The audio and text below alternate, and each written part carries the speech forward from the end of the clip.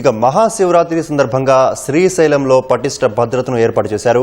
ప్రత్యేకంగా ఏర్పాటు చేసిన కమాండ్ కంట్రోల్ నుంచి 626 సీసీ కెమెరాలు, డ్రోన్లతో నిరంతరం పర్యవేక్షిస్తున్నారు. భక్తులకు అసౌకర్యం కలగకుండా పోలీస్, రెవెన్యూ, దేవాదాయ శాఖల సిబ్బంది సమన్వయంతో పనిచేస్తున్నారు. శ్రీశైలం కమాండ్ కంట్రోల్ సెంటర్ నుంచి మా ప్రతినిధి రమేష్ మరింత సమాచారం అందిస్తారు.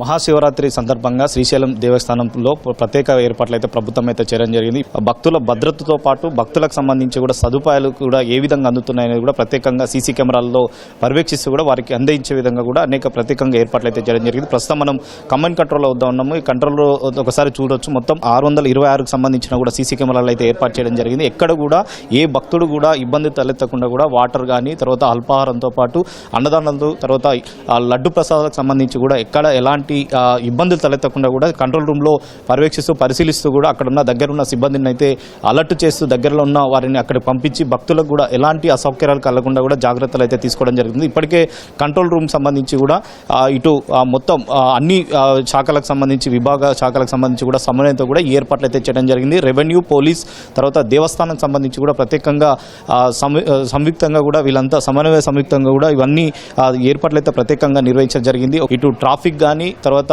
ఇక్కడ వసతితో పాటు, తర్వాత దర్శనంతో పాటు ఇవన్నీ ఈ అన్ని రకాల సదుపాయాలకు సంబంధించి కూడా ఎక్కడ ఎలాంటి ఇబ్బంది తలెత్తకుండా కూడా తగు జాగ్రత్తలు అయితే ఇప్పటికే దేవస్థానంతో పాటు ఇటు ప్రభుత్వ యంత్రాంగం అయితే అన్ని ఏర్పాట్లు చేయడం జరిగింది. ఇటు కమాండ్ కంట్రోల్లో కూడా ప్రత్యేకంగా ఏర్పాటు చేసిన సీసీ కెమెరాల పర్యవేక్షణతో పాటు ప్రత్యేకంగా ఈసారి డ్రోన్ సంబంధించి కూడా 360 డిగ్రీలకు సంబంధించి కూడా ప్రత్యేకంగా ఒక డ్రోన్ ఏర్పాటు చేసి శ్రీశైలం ముఖద్వారం నుంచి తర్వాత శ్రీశైలం లోపల పరిసర ప్రాంతాల్లో కూడా, దేవస్థాన పరిసర ప్రాంతాల్లో కూడా ప్రతి ఒక్కరిని క్షుణ్ణంగా పరిశీలించి వారి ఫేస్ గుర్తుపట్టే విధంగా కూడా ఆ డ్రోన్ టెక్నాలజీని కూడా ఇప్పటికే ఈ దేవస్థానం సంబంధించి కానీ పోలీసులు అయితే ఉపయోగిస్తున్న జరుగుతుంది. ఇటు ట్రాఫిక్ విషయంలో చూసుకున్నట్లయితే ఇటు సామాన్య భక్తులతో పాటు బస్సులో వారు వచ్చే ఎక్కువగా ఉంటున్నారు కాబట్టి వారికి బస్సులకు సంబంధించి కూడా ప్రత్యేకంగా పార్కింగ్ స్థలాన్ని ఏర్పాటు చేయడం, తర్వాత బస్సులు ఒక ప్రదేశం మాత్రమే వాళ్ళని బస్సులో దించి తర్వాత నేరుగా దేవస్థానానికి వారి రూమ్లకు వెళ్లేందుకు కూడా ప్రత్యేకంగా చర్యలు అయితే తీసుకోవడం జరిగింది. బస్సులతో పాటు బస్సు